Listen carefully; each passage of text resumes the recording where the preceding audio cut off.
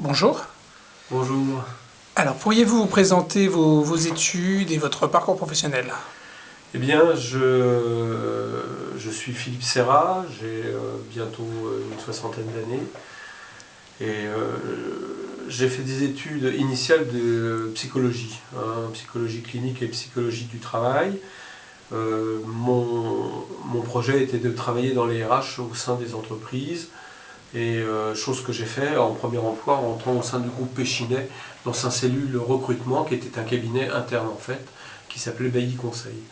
Et à partir de là, j'ai commencé à recruter des ingénieurs, des gestionnaires, des commerciaux pour ce groupe industriel, aussi bien sur la France, sur l'Hexagone, que sur des pays étrangers, Afrique et autres, où le groupe Péchinet était implanté. Et de fil en aiguille, eh bien, j'ai développé un savoir-faire de recruteur qui m'ont amené dans un autre cabinet un jour, qui était le CNPG Conseil, un cabinet qui était une école de graphologie à l'époque et qui voulait développer son pôle recrutement. Et donc là, j'ai continué à travailler en matière de recrutement de cadres pour des entreprises diverses. Et j'ai découvert à ce moment-là aussi l'outplacement. C'était dans les années 80. Et on a développé une activité d'outplacement dans cette structure avec une écoute un peu particulière. Il s'agit là de replacer des cadres sur le plan professionnel avec un bilan de carrière à la clé. J'ai continué donc par la suite à travailler dans d'autres cabinets. J'ai créé le mien avec deux collègues avec qui je travaillais auparavant. On a créé un cabinet qui s'appelait Un des Trois et qui a duré une dizaine d'années, jusque dans les années 2000, où l'on travaillait là sur des entreprises très diverses, entreprises industrielles et commerciales, notamment la bulle informatique, qui a valu le fait que cette entreprise a cessé son activité dans les années 2000 à l'apogée de la bulle informatique. Et j'ai créé encore une autre structure donc après, à partir de 2002, dans laquelle vous êtes là donc aujourd'hui et qui porte mon nom. Alors je continue à faire toujours le même travail, un travail de recruteur, mais pas seulement. Je travaille également dans le coaching d'accompagnement de cadres dans leur façon d'être, de travailler auprès de leurs équipes. Et je mène aussi, je travaille aussi en bilan de compétences interne ou externe à l'entreprise. Voilà. Pour ce qui est de mon cursus. D'accord. Et donc, votre société, elle est spécialisée dans quoi? Ma société est généraliste, comme on dit. C'est une société conseil en RH avec deux grands pôles, effectivement le recrutement, l'évaluation, aussi bien pour des postes commerciaux, des postes industriels, des postes de gestionnaire, ça peut être dans le cadre bancaire ou dans le cadre commercial. Et je continue à faire aussi des bilans de compétences. Des bilans de compétences aussi bien pour des gens qui se questionnent en interne à l'entreprise, vis-à-vis de leur perspective interne, via le plan de formation, ou alors en réponse à des attentes de salariés qui, à un moment donné de leur carrière, se disent tiens, voilà, ça fait X années que je fais ça, j'aimerais bien évoluer, me former, faire autre chose, ou je suis dans un job dans lequel je me sens mal, j'aimerais bien faire un point là-dessus et puis peut-être changer quelque chose. Voilà, donc c'est des sujets RH, toujours les mêmes, qui existent depuis tant d'années, mais qui sont toujours vaillants et qui sont toujours présents. D'autant plus dans les périodes euh, où gérer l'économie n'est pas très bonne. Voilà. Et donc, c'est souvent des postes plutôt de haut niveau, cadre. Alors c'est très variable, ça peut être des postes de haut niveau dans lesquels on retrouve des gens de finance par exemple, mais ça peut être aussi des postes de terrain, hein, des postes de terrain dans l'agroalimentaire, des postes commerciaux, euh, qui, ne demandent, qui demandent avant tout une qualification et une expérience professionnelle terrain. Donc, et c'est pas plus simple hein, d'ailleurs. Parfois il est plus simple de recruter, là je recrute pour le Canada des ingénieurs dans le domaine donc SAP, des consultants, des lead consultants SAP. Bon, c'est des postes pointus, des postes qui requièrent une qualification très spécifique. Est-ce que c'est plus compliqué à recruter qu'un promoteur des ventes pour la grande distribution? C'est pas certain. D'accord. Alors justement, comment se passe le recrutement? Un recrutement, alors ça dépend ce que l'on attend par recrutement. Si on fait une approche directe, par exemple, la recherche d'un candidat pointu, hein, qui a un savoir-faire spécifique, une expérience donnée sur tel type de produit ou sur tel type de secteur. Là, on va employer des modes d'approche qui sont l'approche directe. Donc on va cibler des entreprises, on va cibler des profils et des CV qui sont expérimentés dans tel ou tel domaine. C'est ce qu'on appelle la chasse de tête, pour appeler, enfin, dans la terminologie la plus simple.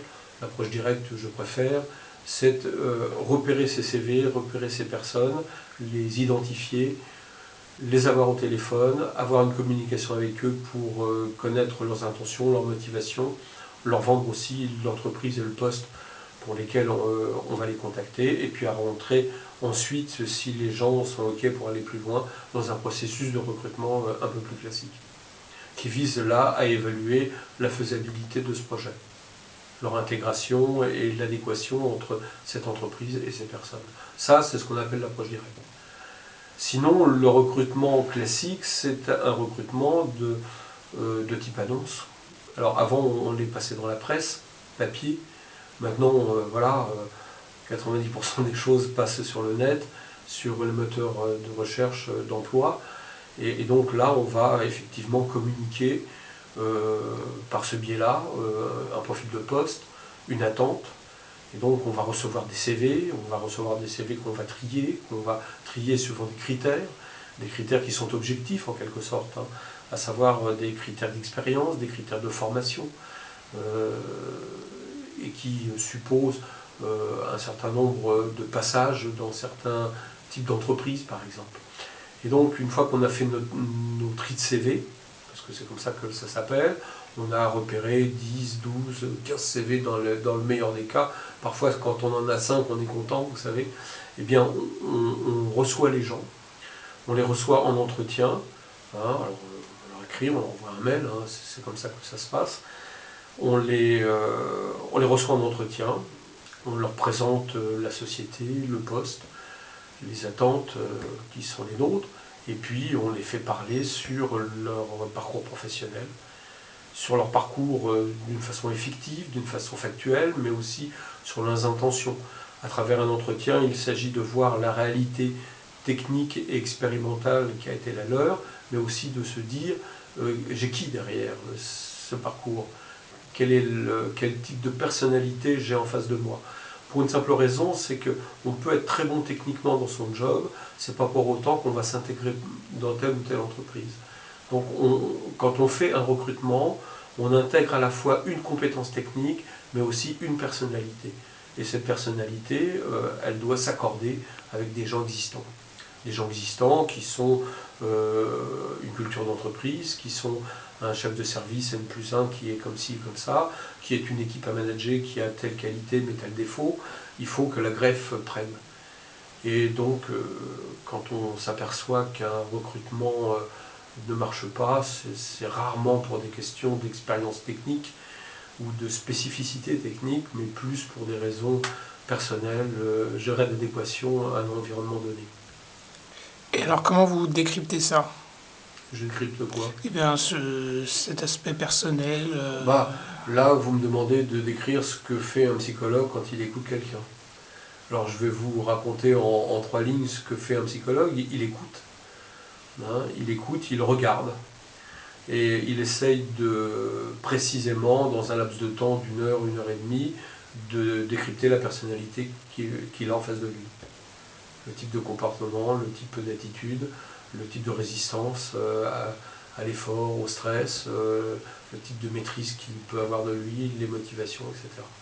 Donc toute une lecture qui s'acquiert pas en claquant des doigts. Le recrutement, c'est pas seulement je sais lire un CV, je sais écouter en ouvrant mes oreilles, mais je sais aussi analyser une personnalité en écoutant et en regardant quelqu'un. D'accord. Donc maintenant, quelles sont les recettes? J'aurais tendance à vous dire, bah écoutez, il faut s'inscrire à la fac de psycho et puis il faut suivre un cursus. Ça s'apprend au fil des temps, au fil du temps, hein, ça s'apprend avec des technicités, et surtout en mettant en œuvre. Voilà. C'est-à-dire qu'on peut faire du recrutement sans être psy, mais pour parler de la personnalité des gens, il vaut mieux avoir une culture du genre. C'est mieux. Et vous n'utilisez pas les tests? En recrutement, rarement. Presque jamais. Ou alors pour quelques profils, surtout quand c'est des jeunes.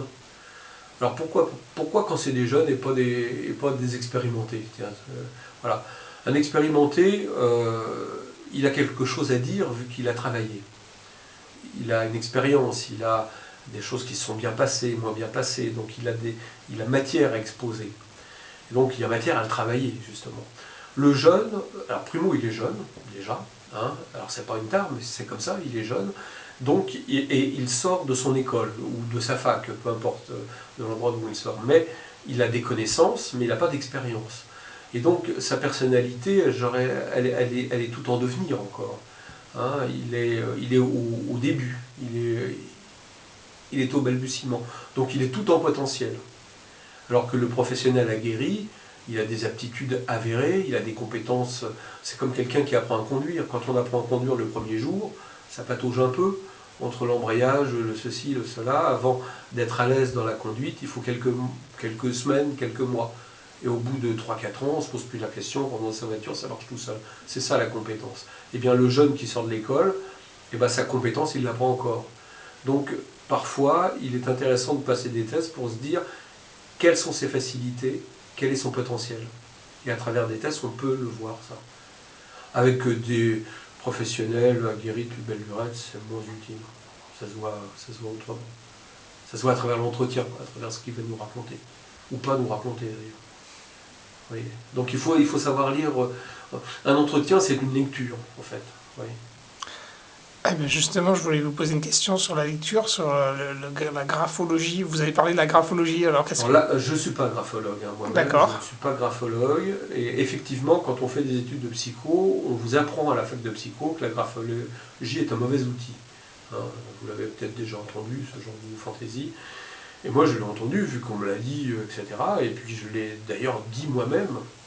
Et puis, j'ai croisé un jour, moi, la graphologie dans mon métier, inévitablement. Et j'ai voulu savoir comment ça marchait. Et donc j'ai été confronté à un graphologue qui m'a dit tiens, quand je fais la graphologie de telle personne, bah, voilà ce que ça donne. Et ça m'a un peu bluffé. Je me suis dit tiens, mais comment il arrive à décrypter une personnalité, un mode de fonctionnement à travers une lettre.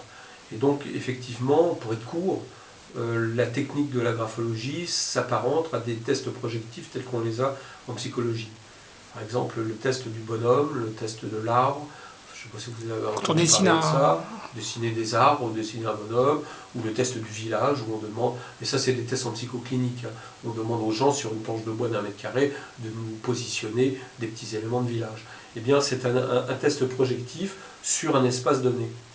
Eh bien, alors quand on demande à des gens de faire des arbres, on le fait sur une feuille, ils en font un, ils en font deux, ils en font trois, on regarde la mise en page, on regarde la pression, etc. Eh bien, la graphologie, c'est le même principe théorique, c'est le même fondamental, c'est les mêmes fondamentaux pour cette analyse. Sauf que c'est un peu plus complexe, me semble-t-il, parce qu'il y a beaucoup de détails, etc. Mais les fondements théoriques sont strictement les mêmes. Donc ça s'apparente à des tests de psychologie clinique, des tests projectifs. Donc c'est un outil. Tous les tests sont des outils.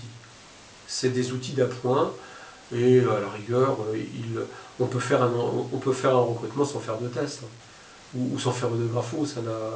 Un entretien qui est bien mené, on sait à quoi s'en tenir, normalement. Puisque c'est ce que vous faites.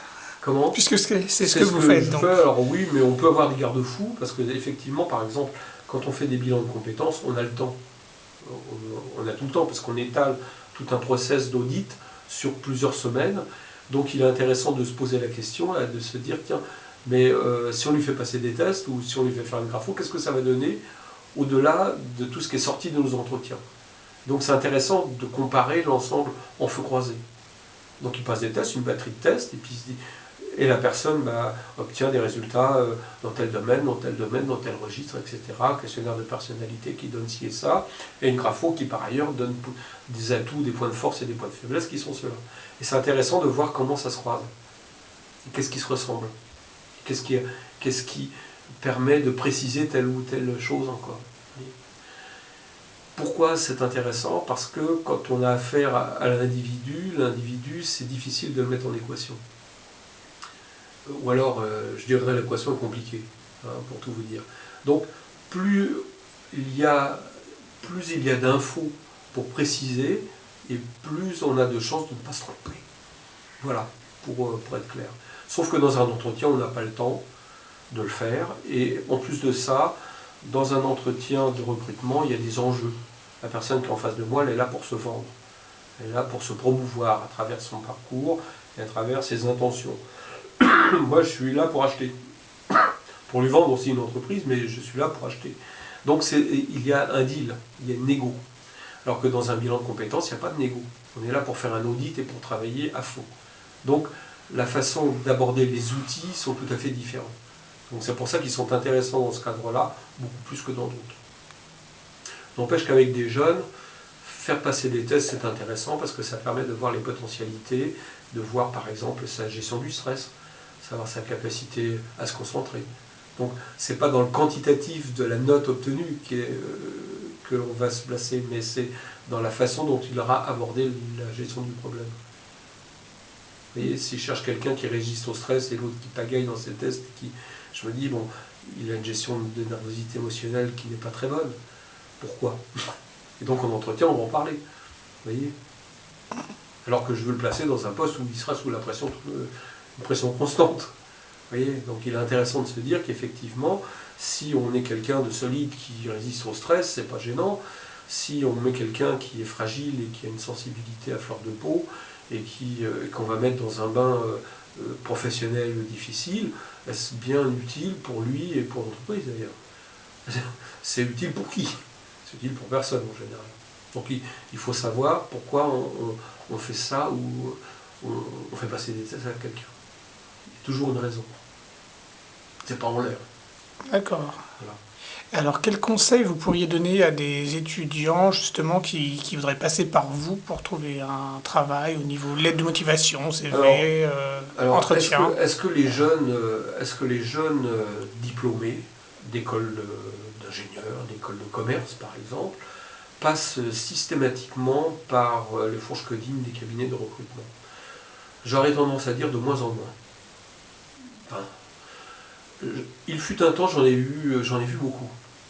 J'en ai vu beaucoup parce que je recherchais des gens que je ne trouvais pas. Par exemple, j'ai recruté énormément de jeunes ingénieurs écoles de commerce dans les années 96, de 96-2000 dans le monde SAP. Parce que c'était une époque où ils ne trouvaient pas de boulot, où le marché de l'emploi sortait d'une crise 95-94 et il ramait. Et ce qui proposait l'emploi à ces jeunes, à ces personnes-là, c'était les jobs de consultants SAP. Donc j'ai recruté énormément de jeunes à cette époque-là. Je passais mes annonces dans la PEC et j'en trouvais énormément de jeunes où je passais mes annonces dans les écoles et j'avais mes jeunes. Et donc je leur faisais passer un test ou deux justement qui était en correspondance avec le type de job que je dirais leur faire faire. Et donc là, je voyais des jeunes. Maintenant, j'aurais tendance à dire que les jeunes sont gérés directement par les entreprises. Et à la rigueur, quand j'en vois, on me les fait voir a posteriori. C'est-à-dire qu'ils ont géré un vivier, par exemple. Ils se disent, tiens, j'ai Pierre et j'ai Paul, ils me paraissent intéressants, qu'est-ce que vous en pensez? Et donc c'est plus pour un regard d'intégration que pour une sélection de candidats. C'est plus dans ce cadre-là. Évaluation, intégration. Voilà. Ce qui fait que dans nos métiers aussi, au-delà d'un recrutement de A vers Z de tel ou tel profil, on peut être amené à travailler pour des entreprises en appui. C'est-à-dire qu'ils ont la maîtrise de leur processus de recrutement, mais on vient apporter une valeur ajoutée qui est une expertise. Et la valeur ajoutée et l'expertise qu'on apporte, c'est justement le regard psy. le regard du psychologue qui sait dire, tiens, le potentiel de cette personne intellectuellement est là, elle va pouvoir évoluer ou être formée complémentairement dans tel ou tel registre, ou elle a un potentiel de manager effectivement pour telle ou telle chose, ou il faudrait l'accompagner pour tel ou tel point si on veut la voir évoluer dans tel ou tel registre. Et c'est plus sur du qualitatif. Alors, est-ce que il vous arrive de faire recruter des personnes ayant fait une thèse de doctorat? J'ai croisé des gens en thèse de doctorat, alors dans le monde scientifique. Ça fait longtemps, j'en ai pas vu. Hein, ça fait longtemps. Que vous n'avez pas reçu des CV. Ça fait longtemps que vous... C'est pas que ça fait longtemps que j'ai pas reçu de CV, c'est qu'effectivement, quand j'en ai vu, c'était essentiellement pour des gens dans un domaine particulier. C'était sur un laboratoire agroalimentaire où on cherchait quelqu'un qui avait un doctorat ou un DEA dans tel ou tel registre, etc. etc. Mais les doctorats que j'ai vus, c'était plus dans l'accompagnement ou dans l'évolution de carrière interne, plutôt que dans le recrutement stricto sensus. Parce que souvent, ces gens-là se débrouillent par eux-mêmes via des jobs de thésard, par exemple, des choses comme ça. Vous voyez, ils trouvent leur premier job en faisant une thèse ou en mettant les pieds dans tel ou tel environnement, et de fil en aiguille, c'est comme ça qu'ils trouvent un job. Sachant qu'effectivement, ceux qui sont doctorants, trouver un job sur le territoire français en R&D ou dans des domaines scientifiques, c'est à la fois la manière. Parce qu'il n'y en a pas beaucoup. Hein, je ne sais pas où je vais le dire. En général, ils regardent à l'extérieur. C'est pour ça que, effectivement, des doctorants ou des gens ont souvent du mal. Parce que c'est des postes. Les cibles sont très connues. Ou alors ils sont amenés à changer de boulot. Quoi. Oui, c'est-à-dire... Moi, j'en avais vu un qui avait fait une thèse de doctorat en physique nucléaire. C'était spécifique, voilà. Et bon, brillant, très bien, et finalement il avait un talent commercial, un talent de communicant, et il a trouvé du travail comme ingénieur commercial. Quoi. Alors vous me direz, faire un travail de doctorat pour faire un job de négociateur et d'ingénieur commercial, est-ce bien utile? Bon, lui, ça lui a plu. C'est un choix. Voilà. Le retour en arrière, c'est même pas la peine. Quoi. C'est aussi simple que ça. Donc à partir de là, on peut aller vers le marketing, on peut aller vers un tas de choses après. Ça dépend ce que l'on fait comme type d'études. Mais trouver effectivement la pratique technique que l'on a développée, si on fait par exemple une thèse en biologie, trouver une thèse en biologie, et bien après on va trouver un truc à l'INRA, on va bosser au CNRS, par bonheur, hein, si on arrive à trouver une petite porte pour y rentrer. Ou alors, eh bien, on va essayer de trouver des postes annexes dans le domaine du marketing. En faisant une formation ou Parfois sans faire de formation, mais en étant toujours dans des domaines hyper pointus. Hyper pointus qui demandent de toute façon un discours qui est celui de leur niveau. Vous voyez, qui vont travailler avec des gens d'hôpitaux, par exemple, ou des choses comme ça, pour vendre des produits techniques ou des solutions techniques pointues. Encore faut-il avoir le profil pour le faire. Parce que le docteur en biologie a-t-il le profil marketing ou le profil commercial? Je veux dire, c'est pas donné. C'est pas gagné, c'est pas ce qu'il a amené dans ce cursus, de toute évidence. Là, je vous parle de marginalité quand même. Non. Voilà. Ça existe, hein, les choses existent. Ou alors, c'est des gens qui s'expatrient. Souvent. Ils le savent en commençant. Ben merci.